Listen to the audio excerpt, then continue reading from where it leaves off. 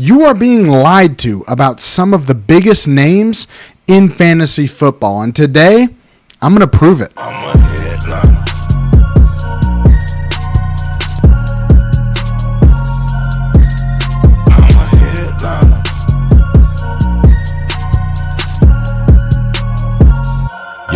Every year around this time, you'll see fantasy experts tell you about all of the guys that are starting on the PUP list, on the NFI list, on the short-term IR list that are going to be fantasy breakouts later in the season. So I went out and did the research for you guys. I looked at the last 3 seasons, paid attention to the top 300 scores from those seasons, and looked specifically at the guys that missed 4 games to start the season. And what I found honestly surprised me, but it also reinforced my opinion that you should never be drafting players that are starting out the season on these lists. So let's get into some of the biggest lies that fantasy analysts are telling you about the PUP list, about the NFI list, and about short-term IR so that you can know the truth when it comes to players on these lists. First up, we've got lie number 1, and that's that it's only 4 games. We see this all the time. A player goes on the PUP and immediately the response is it's okay because it's only the first 4 games of the season. But when I looked into the data of the top 300 fantasy scores over the last 3 years that missed the first 4 games of the season, one statistic absolutely blew my mind when it came to these players, and that's that of the 33 players that I've found that finished the year as top 300 scores over the last 3 seasons, 100% of them ended up missing more than 4 games during that season. So yeah, they missed the first 4 games of the season, but that was not the only games that they missed for that season. Every single player that started the year missing 4 games ended up missing even more games during that season. Every single one of them. So theoretically, is it possible that a player on the PUP list or on the NFI list or on short-term IR could only miss 4 games and then play for your fantasy team the rest of the year? Sure, but it just hasn't happened in the last 3 seasons.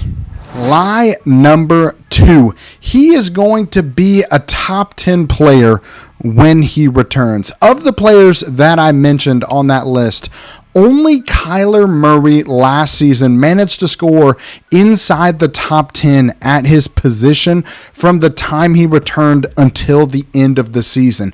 Jonathan Taylor last year was the RB20 from his week 5 return on. Cooper Kupp was the wide receiver 27 from week 5 on. Players who miss 4 games to start the year almost never actually return value at an elite level for the rest of the season. So don't bank on it when you're drafting these types of players. Lie number 3, you're going to get these players at an injury discount. Now, while it is true that most of the time players that are on these lists come at a lower cost than other players, that's not always the case. Jonathan Brooks was being drafted early in this season as a top 20 running back, and he landed on this list. We'll talk about him a bit later, but the thing is, when we look at the data from the last 3 seasons, you actually don't see a huge discount in terms of production after the fact. So only Kyler Murray and tight end Greg Dulcich, if anybody remembers him, from back in 2022, were able to finish inside the top 30 at their position for the entire season after missing the first 4 games of the season. And we know that they actually end up missing more games than that because I just mentioned that statistic earlier. But ask anybody who had Kyler Murray last year how good it felt to see him ride the IR slot for over half the season. Sure, once he got back, it wasn't too bad, but the opportunity cost when a player is riding your bench for multiple weeks in fantasy is just too much for a guy like me to stomach. What do you do when a player returns and isn't really that good in the first few weeks after an injury? Many teams will risk multiple losses to start the season with guys sitting on their IR when they could have just taken players that would have helped them from the beginning. That opportunity cost is the difference in a lot of cases between making the fantasy playoffs, getting a first round bye, or being in the toilet bowl for your league. It's just not worth it. But I get it. Most of the people watching this video have already drafted or are about to draft, and they might not see it before those drafts happen. So the damage is done. But what do we do with the guys that actually did start out on the PUP? Let's take a look at the guys on the PUP list that I think are going to be fantasy relevant this season and actually try to predict when I think they will come back for your fantasy teams if you did manage to draft them. First up, the guy I think most people are wondering about is Nick Chubb, coming off the ACL tear with the MCL and meniscus tears as well as some cartilage damage last year in week 2. Now, he had 2 surgeries, one in September, one in November, to repair his knee, really put his knee back together. So when I'm looking at the Browns schedule, they have a week 10 bye. So I would say at the latest, we will see Nick Chubb return around week 11. I think they are going to slow play him a bit. Earliest could still be week 5. They did restructure his contract, but put incentives in if he is able to make the roster for 12 weeks of the season. So they're at least giving him a chance to get some roster bonuses if he manages to do so over a 12-week season. So they were planning on putting him on the PUP way back when they restructured his contract, but most likely looking at the schedule, I'm predicting a week 7 return against the Bengals. There's a lot of things going for that week. It's their first home game back. Always like to return guys off the PUP in their first home game, and it's over 11 months out from his first surgery. So while I don't expect Nick Chubb to be 100% prior to that bye week in week 10, I do think that Nick Chubb should probably return before the bye week, most likely around week 5, 6, 7, somewhere around there. The next guy that landed on the PUP is TJ Hawkinson with the Vikings. Now, he has an ACL and MCL tear from week 16, but he didn't actually have surgery until January 29th of this year, so almost February of this year. Not surprising that TJ Hawkinson landed on the PUP.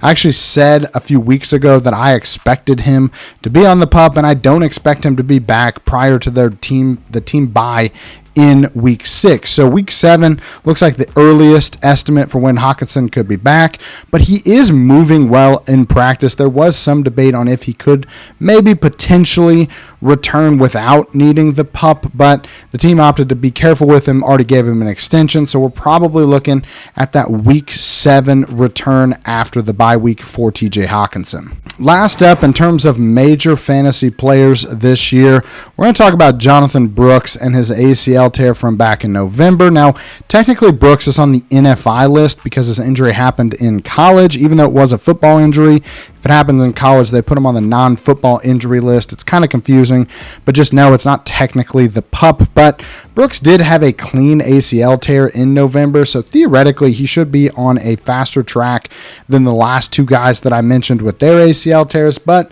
the problem is I can't really find much in terms of how his rehab is going. He's not really posting anything about it. The team's not really saying a whole lot about it. He's not really working out in public yet, so we don't know exactly how Jonathan Brooks looks from a running, cutting perspective. I would assume, given the clean ACL tear, that he would be on a faster recovery timeline than most guys, but again, we don't have a lot of data to suggest that because we just don't really know what's happening with his recovery. At any capacity, I told everybody back a month ago in my running back injury update video from the offseason that I am not drafting Jonathan Brooks. I don't want him on my fantasy team. I think Chuba Hubbard is going to take a lot of opportunities from him in this first year.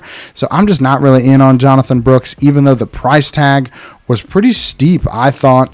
A lot of people drafting Jonathan Brooks early as an RB2. There was just no real evidence that they were ever going to let him get that type of opportunity. Maybe I'll be wrong, but we know from what we've seen in the data that it's a pretty unlikely scenario that he'll end up paying off at an RB2 price tag. So Jonathan Brooks, starting on the pup, could theoretically get back by week 5, but again, don't really know much in terms of how his recovery is going. All right, to wrap it up, I've just got a few players that I thought were worth mentioning here at the end of the video. Keaton Mitchell, Tyler Higbee, Kendrick Bourne, and OBJ all ending up on the PUP list. They're going to miss the first 4 weeks. OBJ's got a mystery injury. Everybody else has ACL tears. We don't really know what's going on with Odell Beckham Jr., but you're probably not drafting him anyway. Kendre Miller, the running back for the Saints, has a hamstring strain that basically kept him out of all of training camp. The way his coach was talking, it sounded like he didn't really think he should make the team, but they are placing him on early season IR to start the year. So Kendre Miller probably not going to do a whole lot for your fantasy team. Jamal Williams is the backup to Alvin Kamara if you're looking for handcuffs. I'm not really a handcuff guy, but maybe that's something that you like to do. And then a little bit of a surprise here. 2 guys ending up on season-ending IR.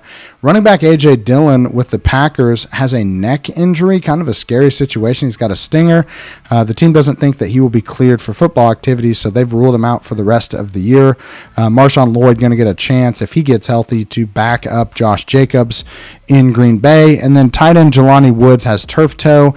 That injury is not expected to heal in time. He's going to need surgery, so he is done for the Colts. So if you're looking for a Colts tight end, I don't really know why, but Mo Alley-Cat Cox, probably the guy that you want if that's something you're into. Not really a guy I'm looking for from a fantasy perspective, but just figured I'd let you guys know. All right, guys, that's it for this week's video. Hopefully you guys enjoyed it. Make sure you like the video, subscribe to the channel. It's free, helps us out a ton. And let me know in the comments down below, who's one player that you've been burned on from an injury perspective over the last few years that you're just not going to draft. I have plenty, but I want to know what you guys think down in the comments. And if you get a chance and you want to be a part of the Headliner Nation Discord, hit that little join button down below. You'll get access to our Discord where we are talking fantasy each and every day of the NFL season. It's the best community that you can be a part of. We don't let any jerks in there. So if you want to be a part of that community, hit that join button, become a member, and get exclusive perks for the members. We got a lot of great things coming for our members this season, including maybe a little certain doctor dropping in each and every Sunday to talk about all the injuries that have happened on Sunday nights. I'm just saying, throwing it out there. If that sounds like something you'd be interested in, make sure you hit the join button. But that's all I got for you guys this week. Hopefully you enjoy it, and we will see you for the start of the NFL season next week. Analytics off the chain, other channels not the same. Jake and Kyle, you know the name. Headliner Nation, we running the game.